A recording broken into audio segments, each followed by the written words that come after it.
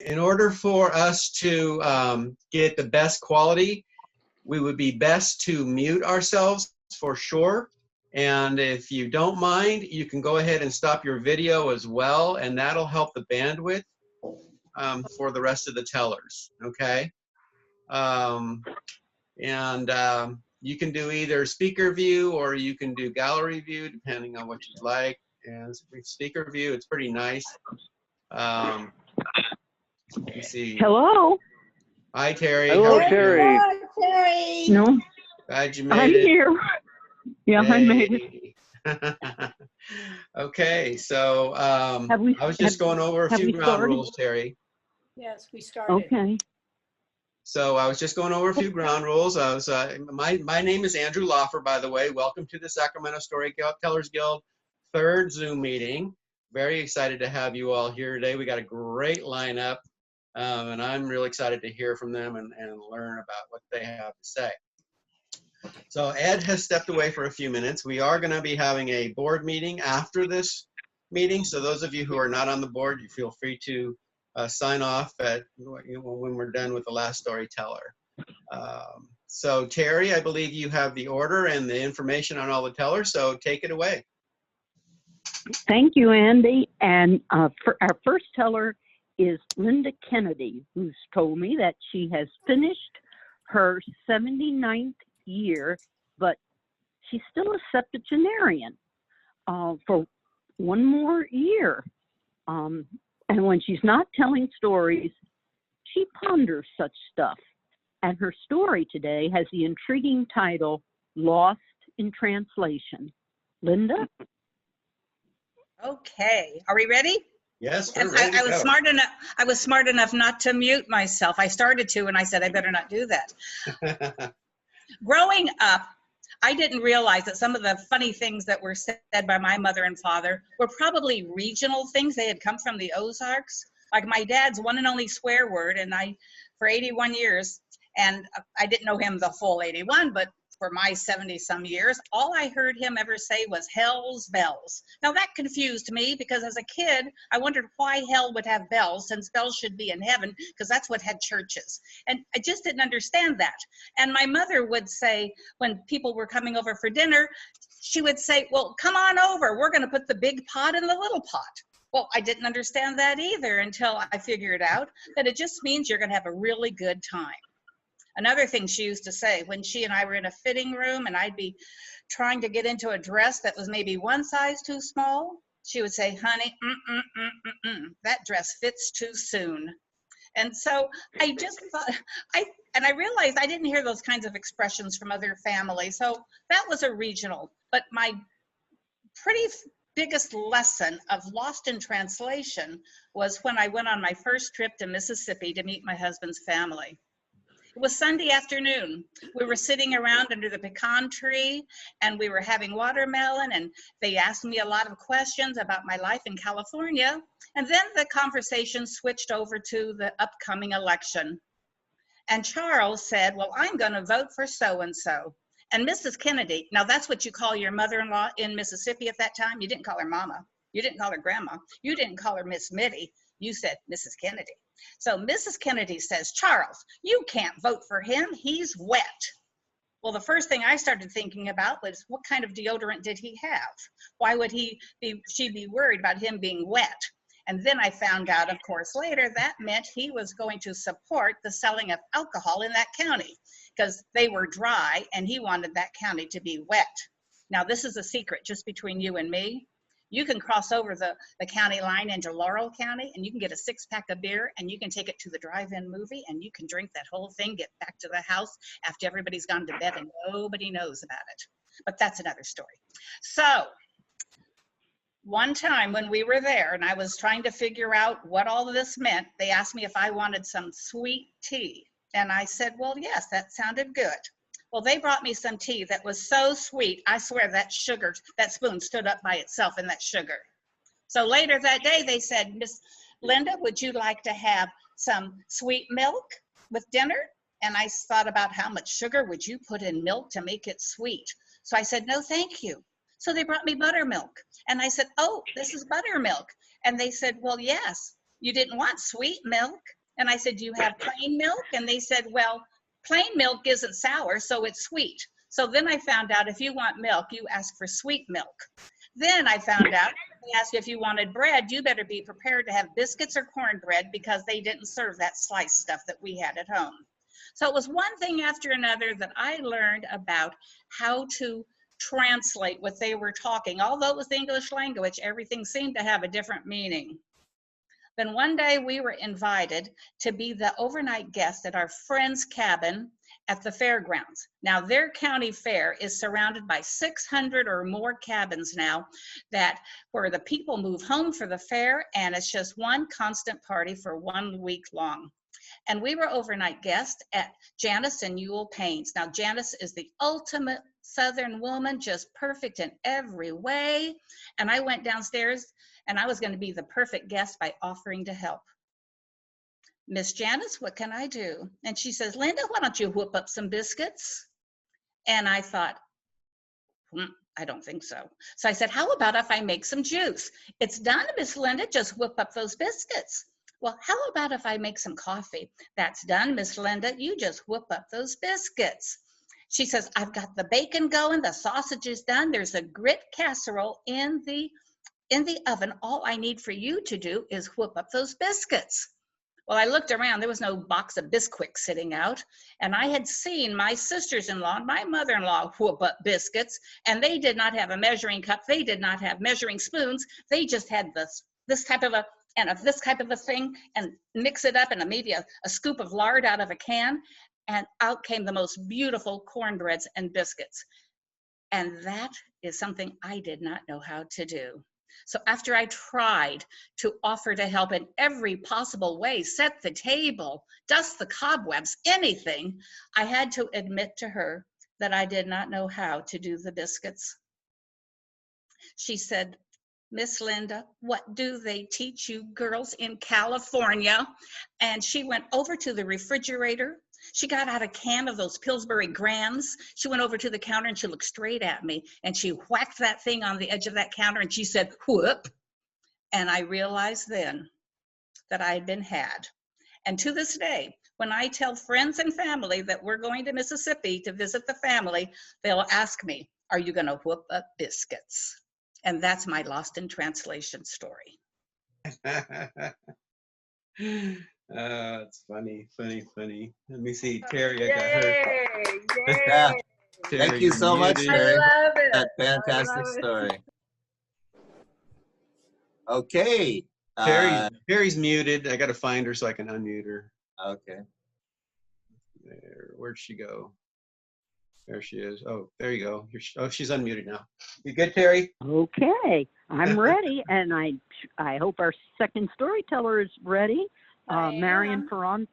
Oh, good. Okay, Marion Ferrante is the founder of Delta Word Weavers, and she co-founded their television with Ed Lewis.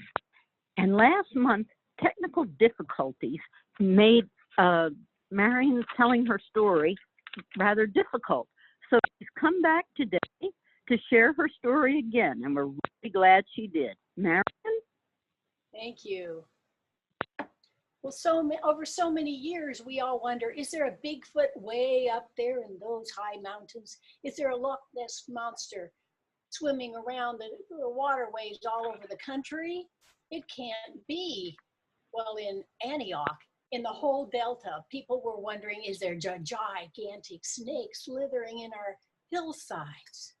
Why, it got to be that the Fleischacker Zoo wanted to know for sure because they needed a snake for their menagerie. Mr. Lorenzetti out in Knightson area, he wouldn't let his children go to school for fear the snake might get them on their walk. And ladies downtown wouldn't stroll downtown anymore.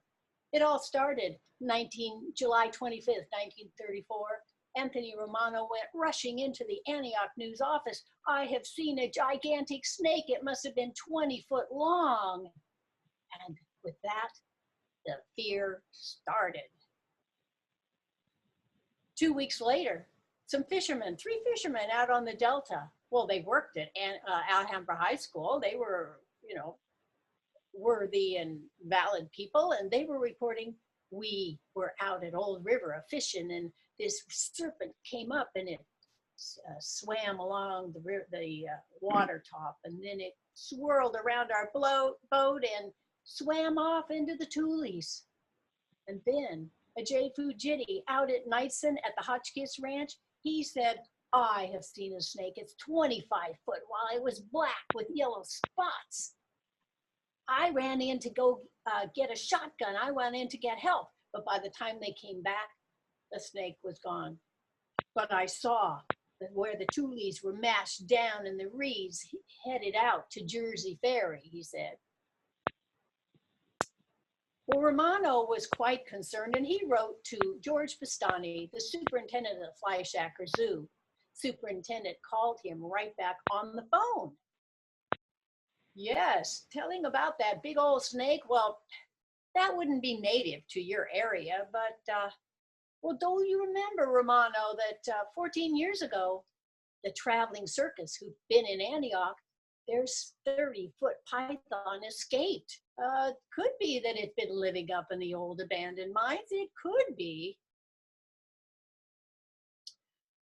Mr. Lorenzetti from the Hotchkiss Ranch out in Knightson, he went before the board of supervisors. Something's got to be done, supervisors, because my children are in danger. I saw a snake out there, and it had spots, and it had long fangs, and it was multicolored, it was. Something's got to be done. My children will be squeezed to death. It's dangerous. It might kill them.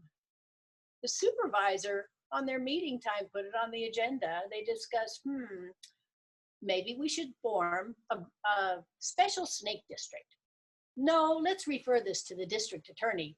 That's what they did, hoping for advice later. By now, because all these stories were all over the county, all California, Nevada, and beyond, reporters descended upon Contra Costa County looking for those primary witnesses, but trying to find somebody. Even Lorenzetti, they interviewed him, but he said, oh, it wasn't me who saw the snake. It was the farmers. It was the fishermen. And everybody referred everyone else. George Bastani of the zoo, he decided to come on out himself and investigate. 2 nights he spent out here. He investigated the Hotchkiss Ranch. He investigated along the San Joaquin River, all along the riverbanks. He investigated up at the old coal mines up there in our foothills.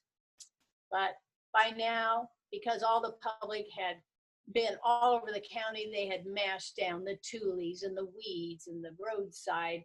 There were no evidence could be found of a nest anywhere or evidence of a snake by now, so he went on back home.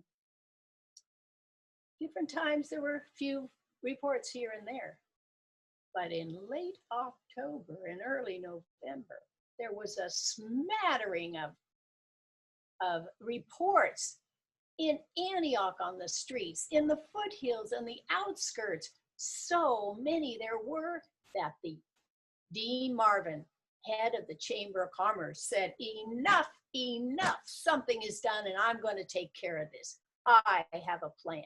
Number 1, the next person who encounters this snakes should report to me, for I have lined up Jay Blowers, the big game hunter. He's on call to us. Number 2, I've arranged with Fred Stam, the fire chief, why he's going to blow the whistle, the fire whistle, in a special sound. It'll be 3 short blasts a minute apart. That's when we'll know the volunteers are coming. For number 3, I am lining up 25 brave volunteers. They will help with the capture. But number 4 is no one is to bring a gun. Why, only Mr. Blowers, for he plans to capture Amy Minnie alive. You see, Mr. Blowers had agreed on this job on a percentage basis, and he figured that, alive, it would be worth $300, but if dead, only $50 for that skin. So the people waited. And Then one day, that fire siren with the special whistle sounded off, and they knew the plan was in motion. The volunteers quickly got to City Hall to find out the sighting spot, and you know those citizens were close behind in their jalopies, their cars, their trucks. They were behind those volunteers rushing up to the site. Oh yeah, it was at the old abandoned mine, it was. The public clogged the little narrow snaking road headed up to that old abandoned mines. But they were met, the volunteers got through, but they were met by Police Chief Leroy. Halt, right here for your own good. It's not safe to go beyond this stopping spot. And they had to wait there. Dusk was falling and they peered through the darkness of night. Oh, flashlights. They saw the flashlights. They could see shadows of the volunteers. They were wrestling something up onto a box. It was lashed to the back of a truck.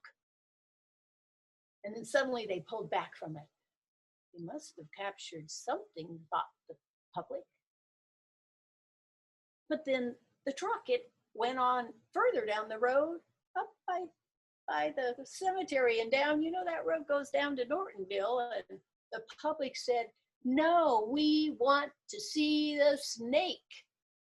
Well, Police Chief Leroy said, it's okay, folks. You know, it was Amy Minnie that they caught there. And she was injured between the wrestling and the gas gun, and she needs to kind of mend and relax for a few days before there's a public viewing. We'll let you know, folk. So once again, they waited.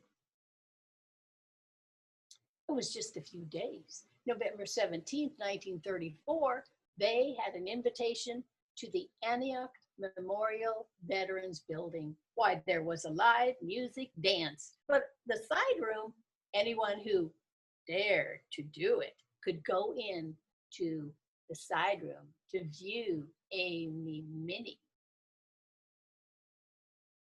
The people crowded on the sidewalk. They pressed their bodies fast, not fast, but as much as they could down into that little room, and they saw 2 snakes in a cage. My goodness. But as they looked up closer, why, there were 2 snakes. Time for screen sharing.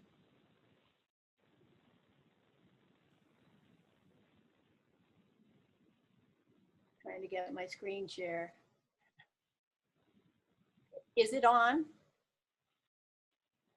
We can hear you. Is the snake picture on?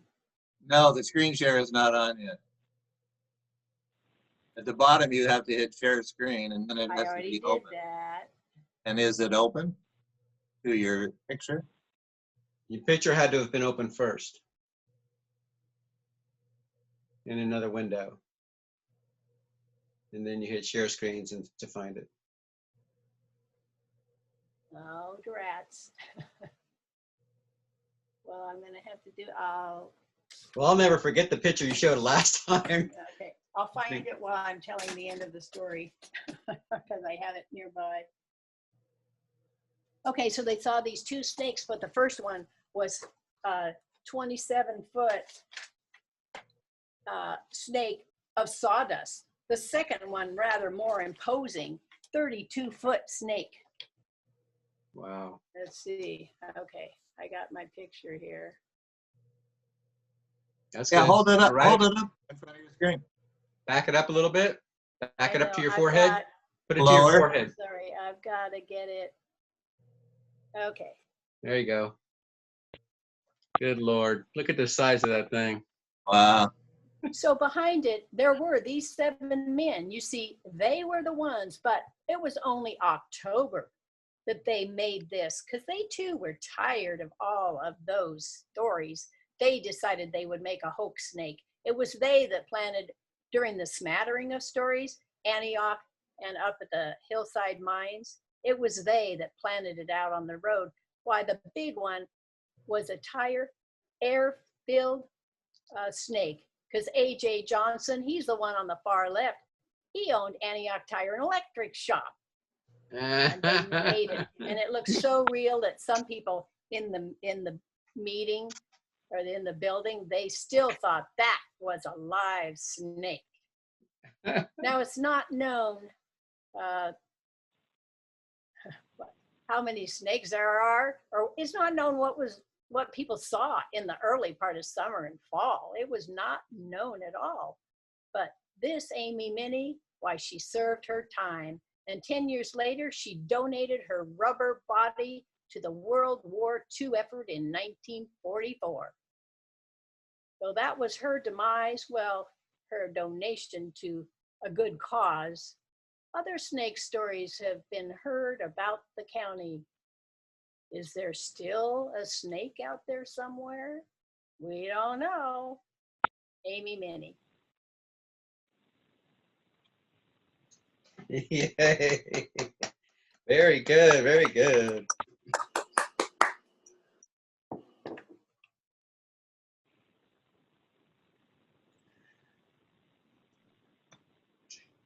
Oh. Go ahead, Terry. Okay. Our storyteller, Sir Lawrence, has been a member of the Sacramento Storytellers Guild since 1996 and was president for 7 years. And he's currently the host coordinator. So he might be calling you to host an upcoming meeting. He tells stories also at Sacramento area senior centers and has told at various locations in Victoria, Canada. And today he has a story, I don't know if it's any sex in it or not, of Mercer Caves. Sir Lawrence? Good afternoon. Thank you for having me on Zoom. This is a true story, a personal story that happened in August of 1961. I was 11 years old. And my parents and my brother, the oldest brother, went up into the foothills into a little town called Murphy's off of Highway 4. And we had a nice little picnic lunch there at the park. And it was really a beautiful day. It was hot. It was like 95. But when we came around the corner and we saw a sign for Mercer Caves, we decided to explore that. And we, of course, had to pay a little entry fee. And we went in, and there was a tour guide that took us down into the depths of the caves. And being 95 outside, I was dressed in sandals, Zori sandals, shorts, and a light shirt. And suddenly the temperature dropped to 60 degrees. It was quite a change. And we went down into the depths of the cave, and there were lights on the walls and showing the different formations. There was places that you had to squeeze through called Fat Man's Misery. And there was planks. We had to walk across these big gorge where a man dropped a rock down, and it took several minutes before it hit the bottom. It was so deep. Well, I was looking at all the different formations on the rocks, and we had to walk across this wooden plank that had railings, but no mesh or no side of the walkway. And I didn't know that there was a wet spot on this wooden plank. And my Zori sandals hit that wet spot, and I went flying and flipped over and landed on my chest. My brother held on to my back of my shirt. My legs leaned way over the side of the walkway, and luckily I had good sense to bring my legs up so that I wouldn't lose my Zori sandals. But if it hadn't been for a quick action of me holding on to the side of the walkway and my brother holding on to me, I wouldn't be here today. Years and years later, after I got married, my stepson and my wife wanted to go visit that cave. No way was I going to attempt that again.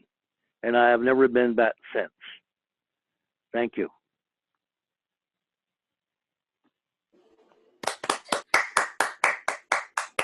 Yeah, yeah. Can you hear me? All right. Yeah. Nope. Thank you so much, Sir Lawrence, for the story, and we are ready for the next story.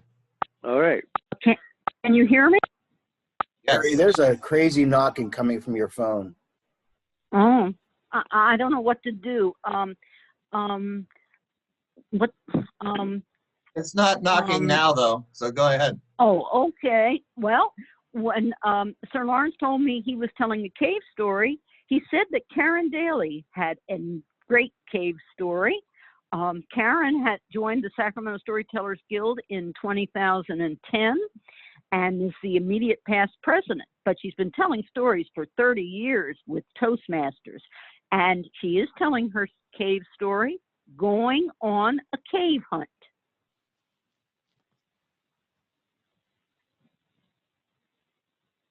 Let's see, get myself unmuted.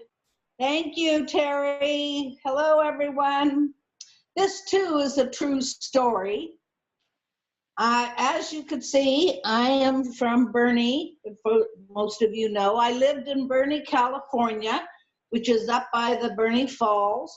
It's literally almost halfway between Mount Shasta and Mount Lassen.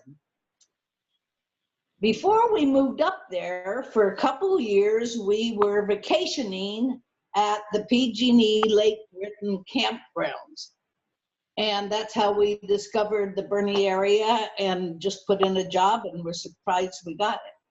But anyway, for those couple of years that we went vacationing every year, we would drive up to Mount Lassen one year and then to Mount Shasta next year just to discover what was around.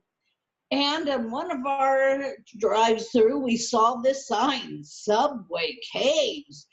Kids said, could we go? Could we go to the Subway Caves? And I said, we're not dressed to go to caves.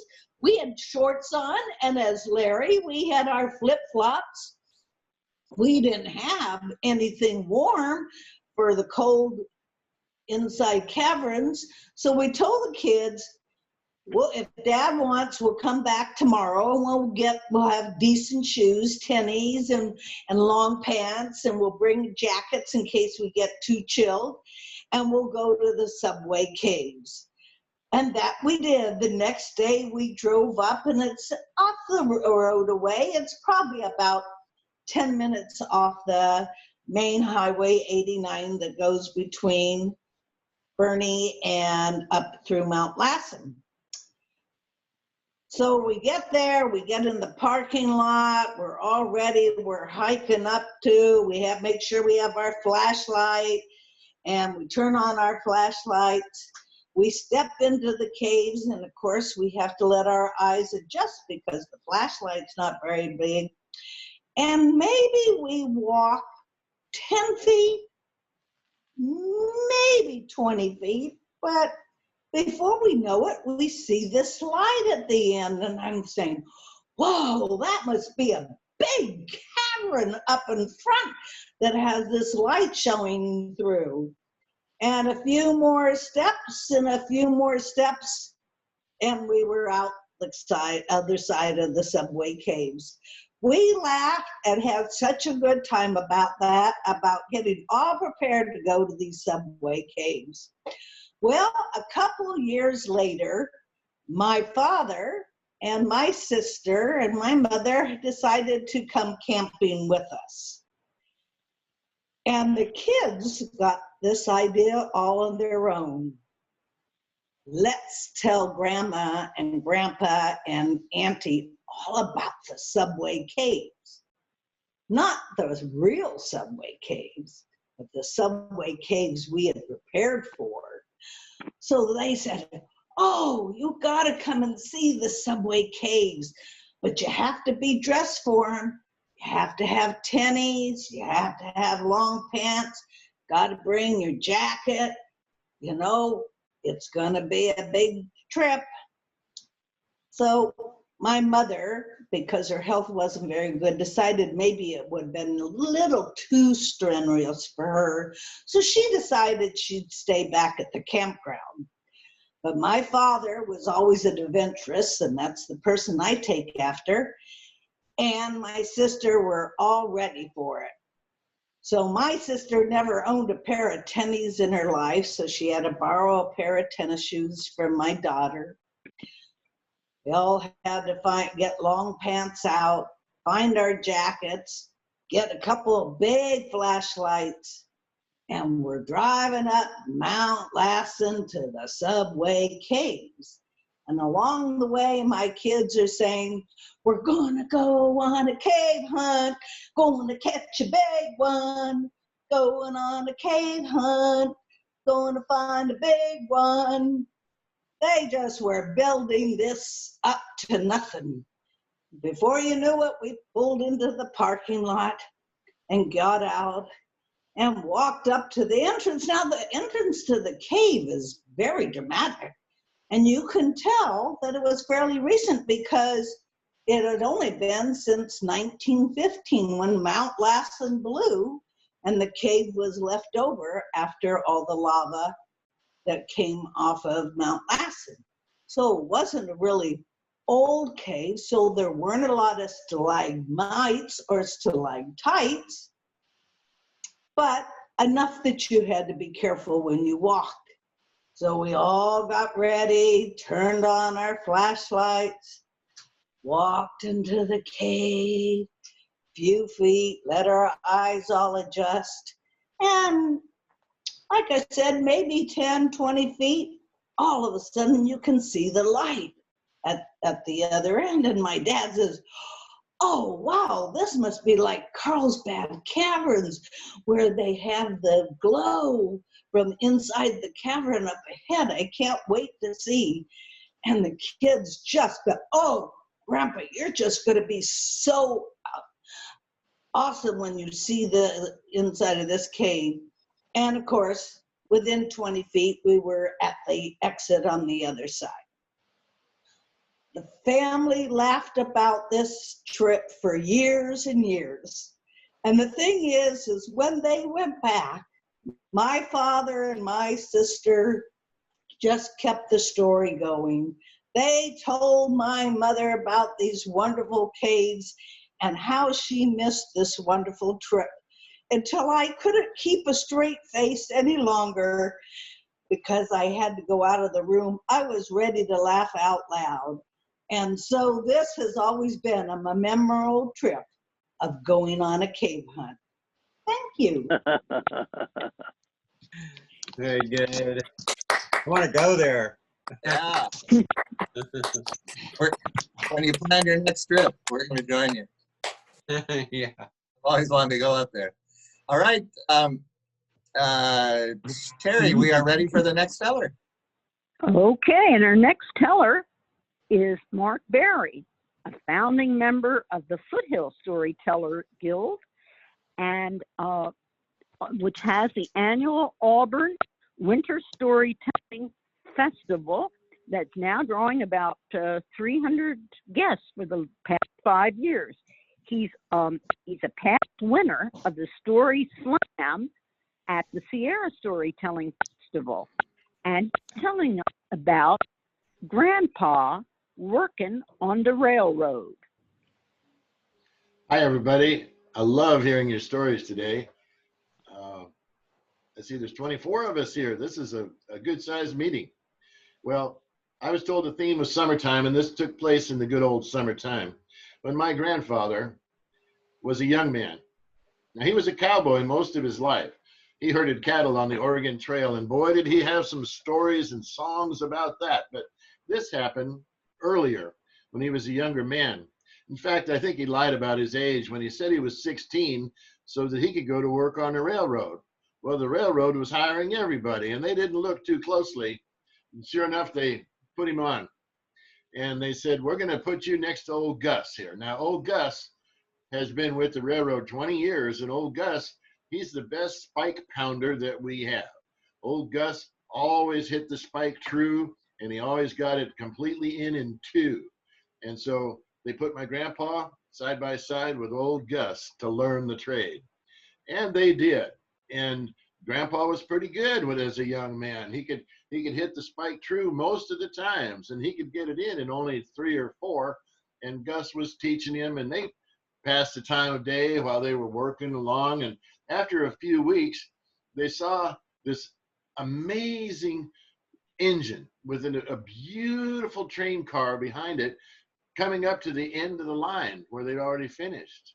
And it was a thing to behold, this beautiful shiny engine, and the car looked like it might have been presidential or something. It was really something. There, everybody was looking, and as everybody's looking, the window opens in that train car, and a man's face comes out, and he hollers out, "Hey, Gus, is that you?" And old Gus here, he says, "Yeah, John, it's me." And from the train, "Gus, can you come over? When you have a break or your lunch break, can you come over and chat for a while?" And old Gus said, "Sure thing, John. I'll be over there." Well, my grandpa looked at Gus and he was like, "Who is that?" And Gus said, "Oh, that's my buddy John. He's the president of the railroad." And my grandpa said, "How come you know the president of the railroad?" And old Gus says, "Oh, we've been friends for 20 years. We started on the same day." Now my grandpa was more curious than ever. He said, wait a minute. You say you started on the same day. 20 years later, you're here pounding spikes, and John is the president of the railroad? How did that happen?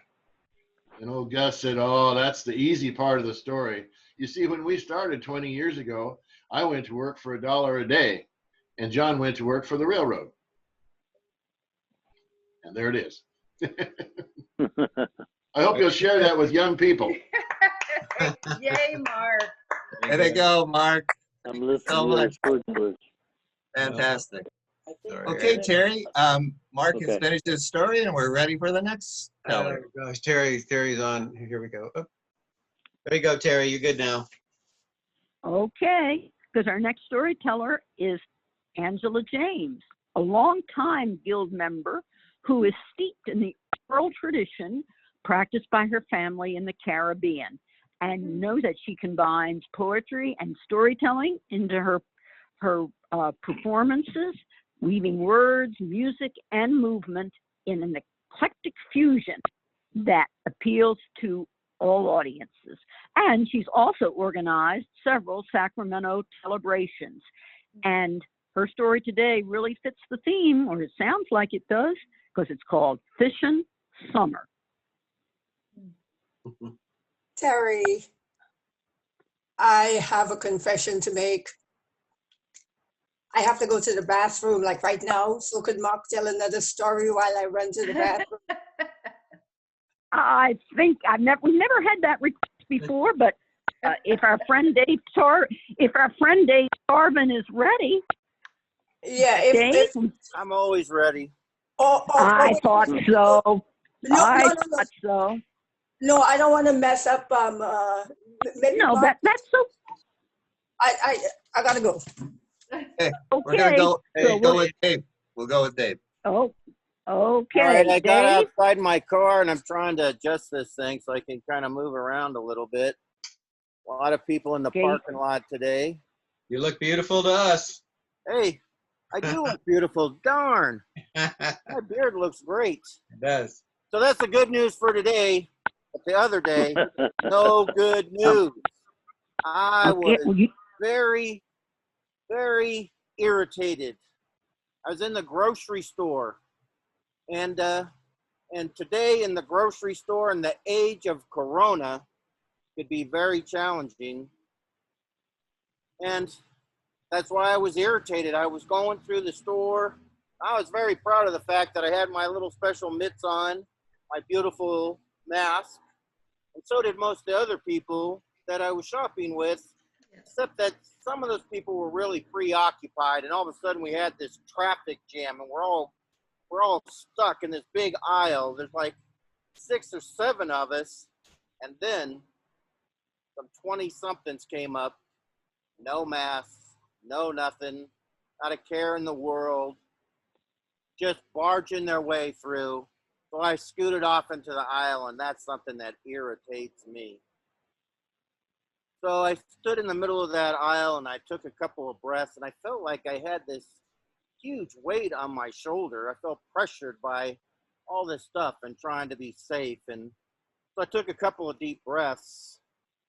Then I closed my eyes for a second. I opened them up, and there I was right in front of a box of rock salt. And I just stared at that box for a minute, and the word rock just kind of jumped out at me. And I had this flashback of being a little boy with my dad talking about rocks. You see, my dad was a stonemason. He was a very ambitious man. He'd grown up very poor, the son of a sharecropper in Alabama. They moved to Los Angeles, and when he realized he could just work and make money, he worked every day. And at this time, this story actually takes place on September the 3rd, 1961. And I was 7 years old, and we were on the side of the highway. See, my dad owned several businesses. He was a contractor. He owned a masonry supply yard, and he also owned a mine. He mined ornamental stone for fireplaces, that kind of stuff for stonework. And this was a Sunday, and I used to go with him to the mine. When I was 5, he put me on a big pile of rocks, and he gave me my first hammer and a chisel and taught me how to split shale stone. And if I split that stone and found a fossil in it, he'd give me a quarter. Well, 5-year-old boys love quarters, so I split stones all day long, and I love going to that mine. But this particular day, the truck was loaded up. It was loaded up, and it had a flat. So I could still remember like it was just yesterday, standing next to my father looking at that tire. Truck. And it was filled, it had these running boards coming up the side, and it was packed. We spent all day loading that thing, or he had. I was too small to pick up rocks and throw them in the back of that truck. And he jumped up in the back of that truck, and he started throwing those rocks out. I said, Dad, what are you doing? It took all day to load that truck. He said, we can't jack the truck up and change the tire with this load in it. We got to unload it. I said, can't you get somebody to help? He said, there's nobody here. It's just us. And so he unloaded that, and every time he would stop and take a breath, I'd climb up on that pile and try to move rocks away so he wouldn't have to throw them very far. And before long, he had that whole truck unloaded. It was scary. Cars are whizzing by. It's like 5 or 6 o'clock at night. It was hot, dusty, nasty. And we're just standing there, and all of a sudden, it's empty. The truck is empty. We changed that tire, and then he said, I got to take a break. And we got into the cab of that dusty, old, dirty Ford pickup, that truck. And we sat there. We had half a sandwich, a donut, and a cup of coffee to share. And we were talking, and I just said, Dad, I just can't believe, you're moving all these rocks. I said, this just seems like too much. And he said, it's not a big deal. He said to me, he said, Dave, he said, you know what it reminds me of? He says, it reminds me of creeling. I said, what's that? I never heard of creeling. He said, well, you know what a creel is, a fishing creel. It's a basket. Creeling has to do with a big basket too. He said, when I was a boy back in Alabama, I lived in town, and there was an old man there, and his grandson got married, and the day before the wedding, he said his grandson had to go a-creeling, and that this was a tradition from the old country, and this is what happened the day before this man's wedding. Grandfather brought out this big wicker basket, and that boy had to strap it on, and all the other people in town were there, all the young men and some other people, but they started loading rocks up into that basket, and soon that young man was standing there with that basket full of rocks on his back, and he had to run around town with that and make a lap in front of his fiance's house until she would come out and kiss him. And so he started doing that. He started walking through the town carrying that load, and everybody was encouraging him and supporting him. But as you can imagine, it was pretty tiring. He came around that first loop, and she just stood out at the porch, and she kind of shaked her hand at him, and he had to go make that second loop. But when he made that second loop, she came running down. She came flying down those stairs, and she just grabbed him and kissed him, and he dumped that terrible load off of his back. And he said, unloading this truck, loading it just like creeling. He said, I think the creeling's symbolic. As men, we have to sometimes carry big loads like big rocks. So we got to carry them all at the same time. So I think that's why we have to do this. And that's why this isn't a big deal, Dave. When we do this, this is a part of my living. This is how I provide a good home, a decent meal, a good car, and medical insurance, all these things for you, your mother, your brothers, your sisters. And that's why it's not a big deal to unload these rocks and then to load them back up. And so I just sat there for a while and I thought about it. And he loaded it up all by himself. I watched him. Took a good hour and a half, another 2 hours, and we drove home. And he was exhausted. We sat down at the table, and my mom already had the meal. She'd been keeping that warm. We started to eat, and I noticed a glimmer in his eye and a smile on his face. And he looked over at me, and he just said, stones. And I knew what he meant. It was all about providing, no matter how hard, no matter how difficult, and to be happy about doing it. Yay. Wonderful, wonderful. Good job, Dave. Nice love story. Yeah. Yeah. Thank you Good so job, much. Dave. Thank you. All right, Terry, we are ready for our last story. Oh, yeah. Angela's back then, right? Yes, she's back. That Ready? also No. And definitely thank you, stood out Dave. in my- Okay, Angela. You're Hello.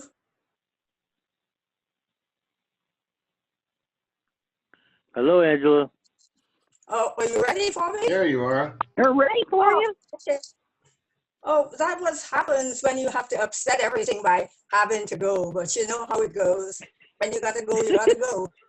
And especially when I was thinking about summer and all the good old summertime and all this kind of stuff. Well, so, you know, when we think about the summertime, a lot of times we think about those wonderful days when we were kids and everything great happened. Trips to Disney and the river, visiting relatives and everything else. And some of those memories are kind of bittersweet. I sort of remember when I was about 9 years old, the summer I turned 9, I was sent to live with my grandparents. Now, these are not grandparents, the old grandparents, gray and decrepit and this sort of thing, but fairly young grandparents, but they lived in the country. Okay, now, in retrospect, I look back at it and I think it really wasn't country, but they lived on a farm. It was just on the edge of town, but the next house was like a mile away. You know, it only took 20 minutes to get to town, but the nearest neighbor a mile away, and on top of everything, they didn't have any kids. So a neighbor a mile that way, a neighbor a mile that way, and no kids to play with, and I am 9 years old. But my grandmother took off every morning to go to work. Now, to get to that house where I was living, you got off the main road and you drove down an unpaved road. Then you had to park the car because there was a creek, and you had to cross the bridge, and then you had to get into the yard and get to the house. Well, I was a lonely 9-year-old. My grandfather, he tried to entertain me doing things. He had some chickens and ducks and a couple of goats. But how many chores can you do in one day? It got pretty boring and I got lonely. But one day I decided to go fishing. You know, we had a little creek with a bridge we had to cross. And, you know, I got my little fishing gear and I set off all by myself. And believe it or not, I actually caught a fish. Now, I didn't know what kind of fish it was. You know, I was a city kid, but it was a fish. Must have been a catfish because the water was so muddy and ugly. I put that fish in a bucket of water and I took it home. I was so glad to have company. You know, I took the hook out and everything, and I decided I was not going to take that fish to my grandpa. That fish was going in my room to be my company. I would have my own private aquarium. I can have a fish I could talk to. I can have a fish to love, and hopefully that fish would love me back. Well, that first night, I put the bucket right by my bed and I go to bed. And the next morning, I wake up and I look in the bucket and the fish is not there. I look around and there is the fish on the floor just flopping around. Flop, flop, flop, flop, flop. I picked that fish up and I put it back in the bucket. Lo and behold, he swam around a few times and then he jumped right out of the bucket again on the floor. Flop, flop, flop, flop.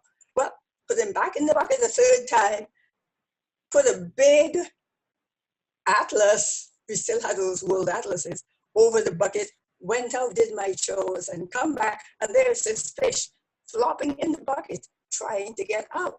So I took the atlas out, he flopped on the floor, and there he was, flopping around the room. Well, I put him back in the bucket, and I went outside, and I did all of the things I was supposed to do, and then I took that bucket and we went and sat under a tree. That fish flopped out and he started flopping around the tree. And then when he got a little dusty, I put him back in the bucket and he would swim around a few times and then he would flop out. Well, this went on all summer. That fish got so good that sometimes I didn't even need to take the bucket of water along. He would just flop after me like a good old dog. I even tried to make a leash for that fish, but it really didn't work. He kept just sort of sliding through, but all summer long. That changed my whole attitude for that summer. I had a pet. I had a friend. I could talk to him, but he couldn't talk to me. Well, it was time getting to be September, and it was getting time for school. My parents decided that I was going to stay indefinitely with my grandparents while they sorted out their affairs. Found out later they were in the midst of a divorce thing, but another story. Well, my grandpa took me to town. We got school clothes, and going to town was a big thing. I really used to look forward to going to church on Sundays because that is the time you got to meet all the other families. We stayed in town all day at the church. It was a picnic. It was great. But then we had to go back home, and I had a whole week, just me and the fish. Well, got my brand new school clothes. They got me registered for school even before school started. And the school was close enough that I had to walk to school. I couldn't take the school bus. So come that first day of school, bright and early, in my new clothes. And I'm wondering, oh my gosh,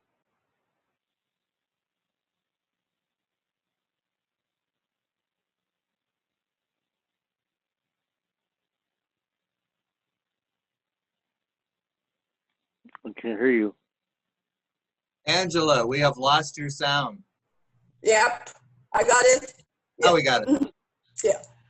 So there I am, the first day of school, and I thought maybe he could walk all the way with me to the creek, and then he can hang out there, and then I'll pick him up on the way home. Well, we get to the creek, and I have to cross that little bridge. And I get on that bridge, and there's this fish flopping after me, you know. So I stop, and I go back. I'm saying, you can't go to school with me. You can't go to school. Go back. And I keep going forward. And every time I look back, there he is flopping after me. Well, I get to the middle of the bridge, and there's a missing plank. Oh, my grandma used to complain all the time to my grandfather, fix the bridge. And he's like, I'll get to it. Well, I jumped over that missing plank, and I look back, and there's that fish still flopping after me. And then he gets to that missing plank, and he tries to jump over the same as I did. And I looked in horror, and there he didn't make it. He fell through that hole caused by the missing plank into the creek below, and he drowned. That I saw the water take him down, lifeless, and then I saw him wash up on the bank, a drowned fish.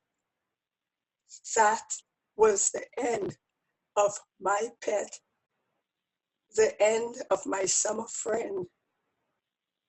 But it wasn't all too bad, because school had started, and I made a lot more human friends, and I never told anybody except you right now about my fish that drowned. So believable.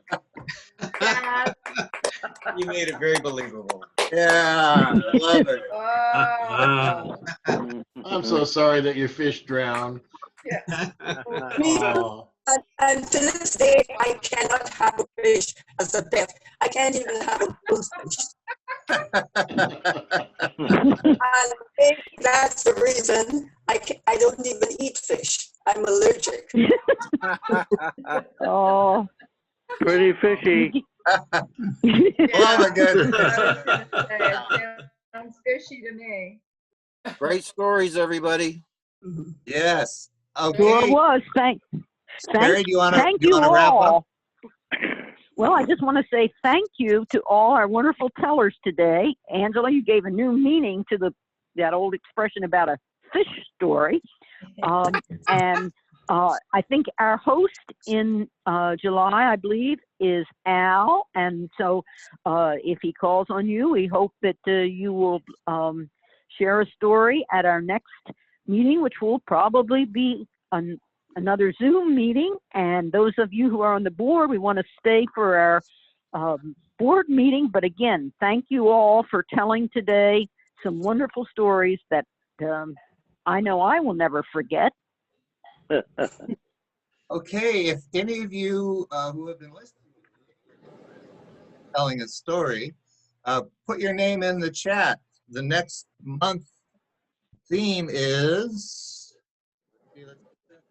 how soon we forget. Oh.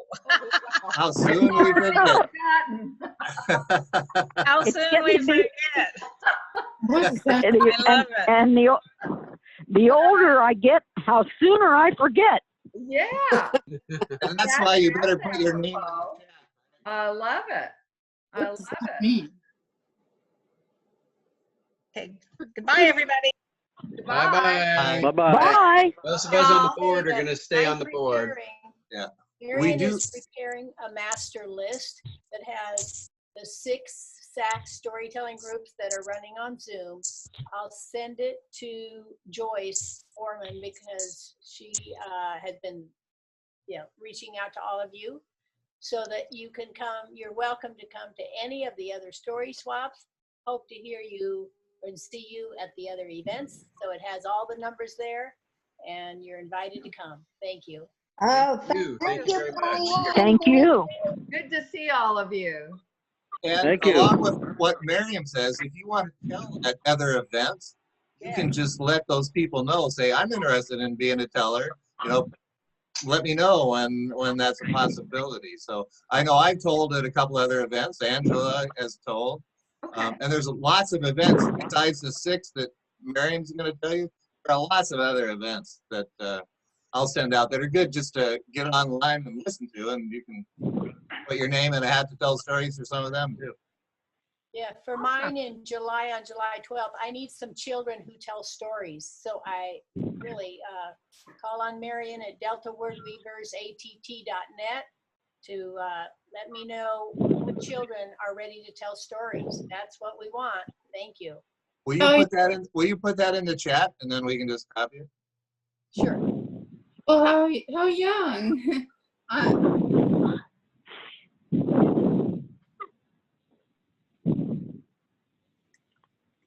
Okay, so our official storytelling is over. We're going to start the board meeting now. If any of you are interested in listening to a board meeting, a very boring board meeting, you can stay on. Let's be positive now, Ed. So I'm trying to discontinue the recording because it's still recording, and I can't do it. I apparently have to be on Shag's computer to stop the recording. Let me see. I mean, I've got a record button on mine, but it's not allowing me to stop recording. So That's all right. You can erase it later, right? yeah, I guess Shags will have to do that. Shags, are you still online? Yeah, he left. No, he left. Oh, well. We'll I'm just here. record it. Okay, so I'm going to start the board meeting now. I had sent out an agenda for people. I think you all got it, or Joyce had. So we have 9 topics, and if any of you have other things that you want to add in once we go through this, feel free to do that. So the first item is hosting a meeting. So we were trying to figure out, well, we have our hosts, thanks to, we got our coordinators report. We have all our hosts set up through December. So that's very exciting. And if you didn't get that host report, let Joyce know that you would like that sent to you. But in July, we have Al with How Soon We Forget. We have in August, Mark Berry has joined our, and he is going, his is just Keller's favorites, so your favorite stories. September, we have Dave doing labor stories. October, we have myself doing Halloween type stories. November, Karen's going to be doing thankfulness. And December, Lynn is something about the weather. So those are some very cool topics. And one thing that I'm putting together now, I've been attending lots of different storytelling events. I've been writing down all these themes from the events plus ideas that people have been throwing. Probably have about 25 themes now. So I'm going to type all that up and give it to Joyce, and she'll just send it around to everyone.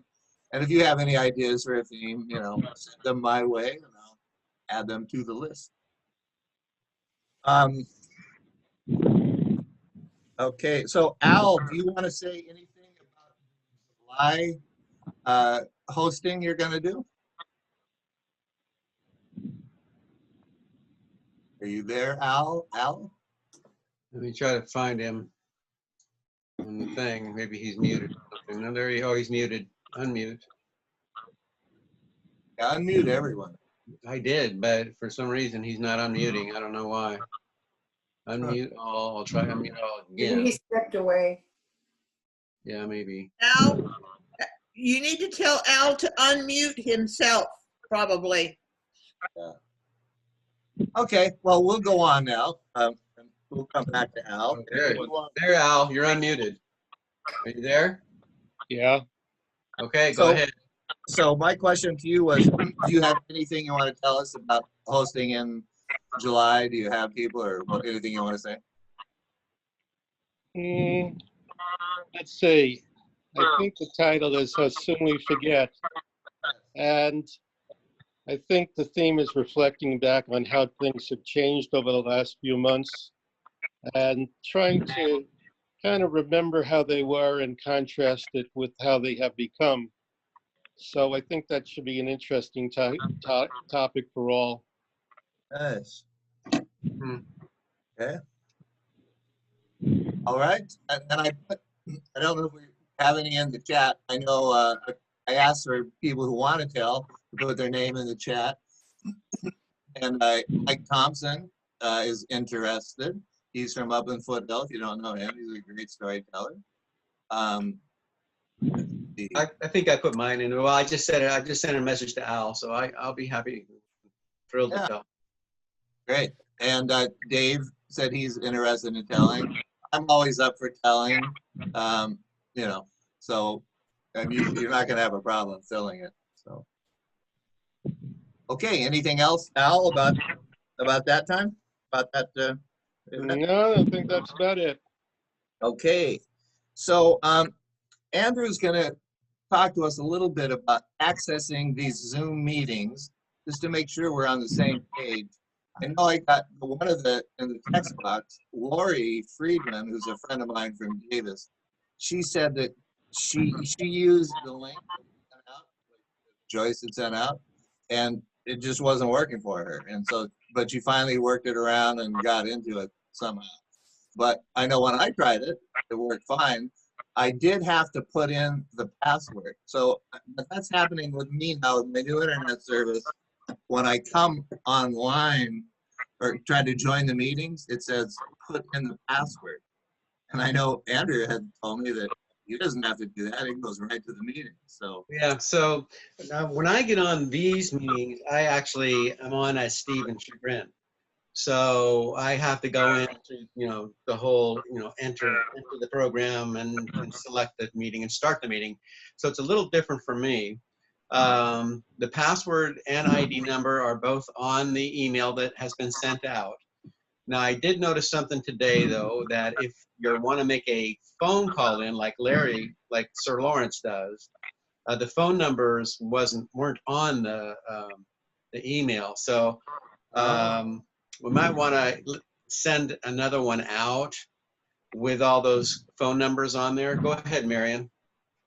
My list that I'm sending at the bottom has the telephone number, because that is the same for everybody. Because once you're into the operator, then it asks you to dial the meeting ID. But that phone number and information will be on I call it's a one-page master list of 6 swaps with SAC. Great. Okay, that's terrific. I'll that'll be helpful send that too, within so. 2 days. Yeah. And then Joyce, you'll go ahead and send us around again. What? Joyce, you'll send us around again for our next meeting. This is always the same phone number. For some reason, your mic's not working very well, Ed. Maybe if you face to your right a little bit when you talk. How about, can you hear me now? Yeah. Yeah. How about now? Yeah, now I can. Okay. So Joyce, yes. No, it's not working. Gathering. Completely lost you. Gotcha. I'm still here. Yeah, we're all still here. How about now? Can you hear me now? Yes. We can hear you.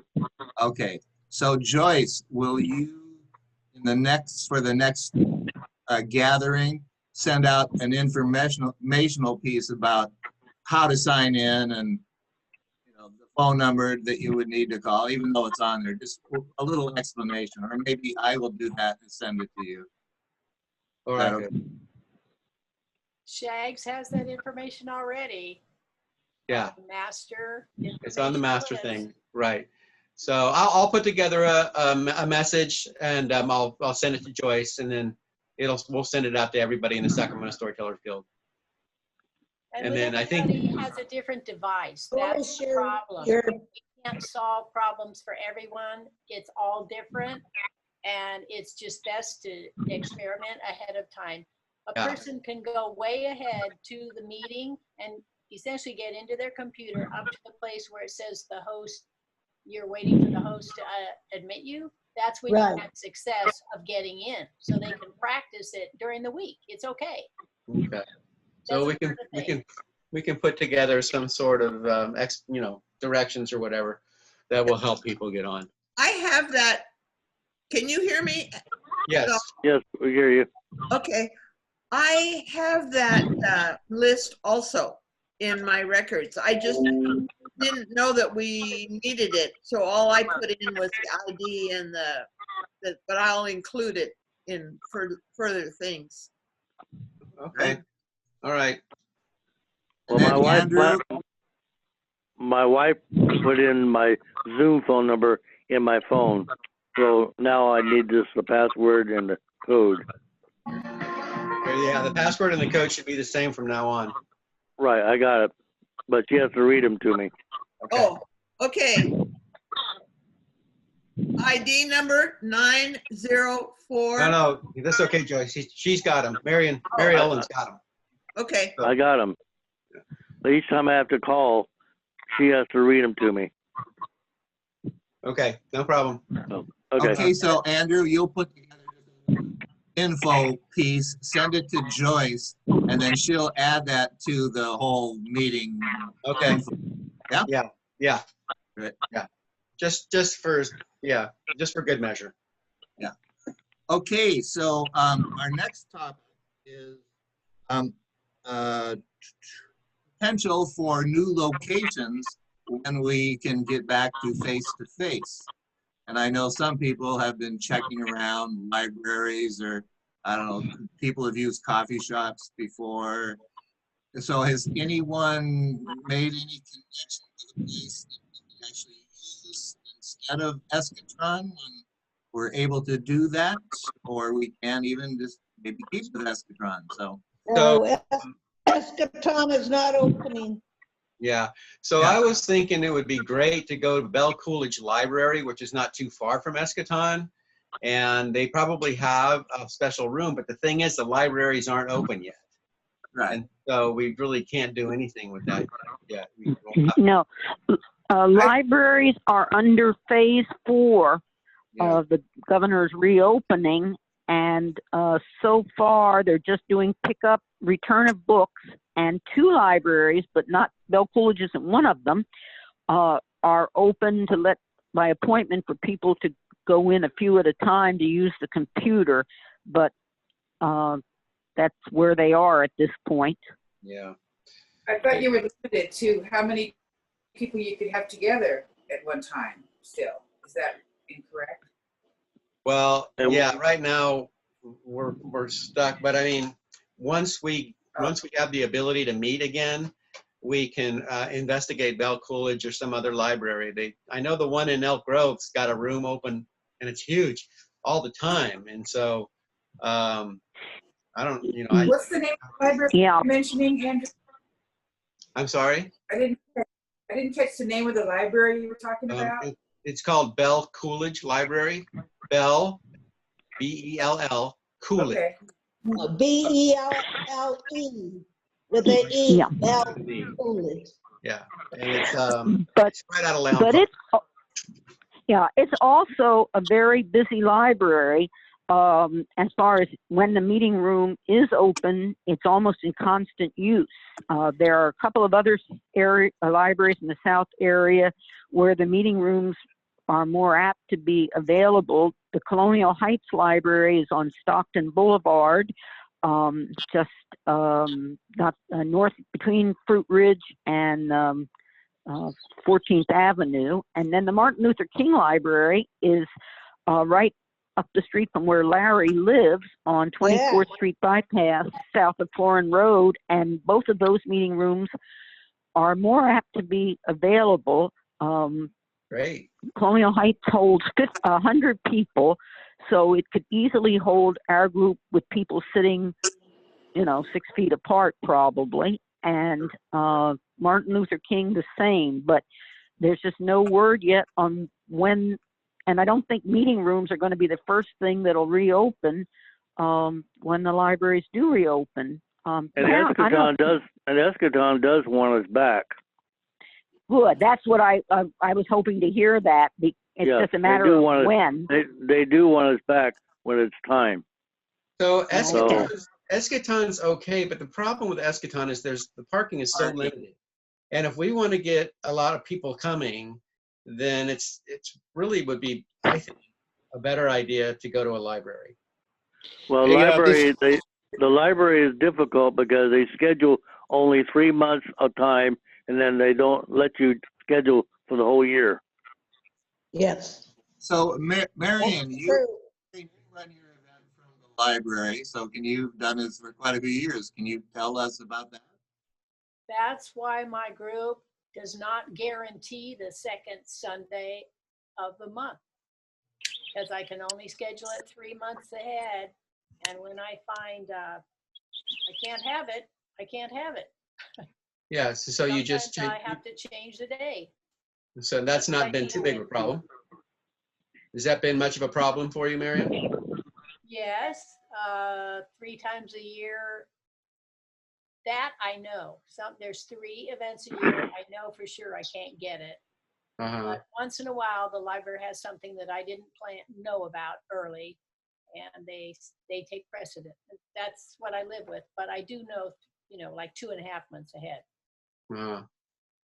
Okay. Hey, Andy. Yeah. Al. Hi, Al. So I've been starting to have meetings over the last month, basically, with small groups of people outdoors. And that's something we can consider even for the next meeting. I mean, if we take a park, which has a lot of tree cover, and we have people sitting, the 6 feet apart, with a normal turnout, that shouldn't pose a problem, and we could begin doing something like that next month. Be pretty hot out there. The sound doesn't carry very well outdoors. And it's going to be. You can hear me? There's a restroom issue as well. We can hear you, Al, but it's going to be very, very hot in July. In August. In August. I can't take the heat, so I wouldn't be able to sit outside. Are you talking you're also going to do Zooming at the same time of this next meeting someplace else? No, I was saying as an alternative. Yeah, Al's saying that. The group, though, are you thinking you're going to go back to a meeting room and Zoom at the same time? Well, I was not suggesting to continue to Zoom. I mean, Zoom is being filled in because of the problems that we have been having. But if we could eliminate the problems, there's really no need for Zoom unless there's a desire to continue Zooming. Personally, I like the idea of when we can get back into a facility or whatever that happens to be, and that we try to continue the Zoom if we can do it, because it adds more people into it. Is Karen there? Yes, Karen, are you there? I'm here, Carrie. One time you mentioned a room at I think it was a Round Table Pizza on Freeport Boulevard, that they have a private room. Would we have to buy some pizza? You have to buy 1 pizza, because that's where our club, when we couldn't meet at Eschaton, if they had a special event, we would go down there. As long as you buy 1 pizza, you can have the room, and it holds, I think it's 40 people is how many people it holds.